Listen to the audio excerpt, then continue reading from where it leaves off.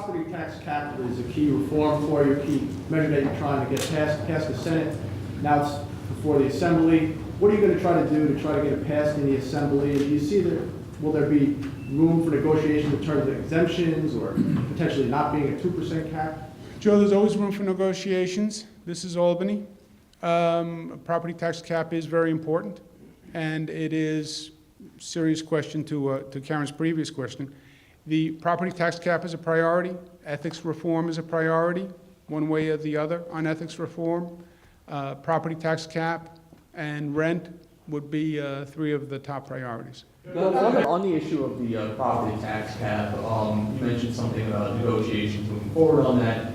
Is there any concern, though, after Senator Scullo said today that, negotiations could lead to a watered-down cap, either a raise in the threshold or some exemptions?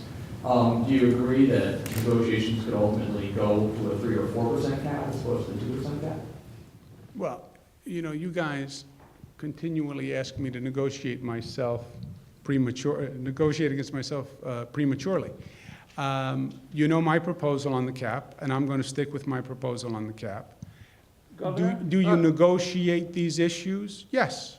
And are there different opinions on the cap? Yes. And do you have new facts and circumstances on the cap? Yes.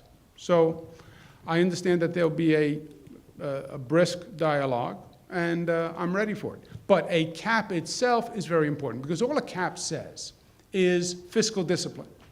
It is just the imposition of fiscal discipline on government entities that, without it, have demonstrated that they are capable of excessive increases.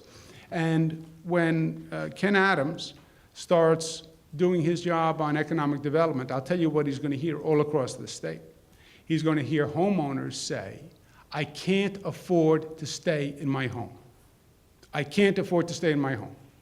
The old question was, can you afford the mortgage? Now the question is, can you afford the property taxes? Mm-hmm. It is a major problem in this state.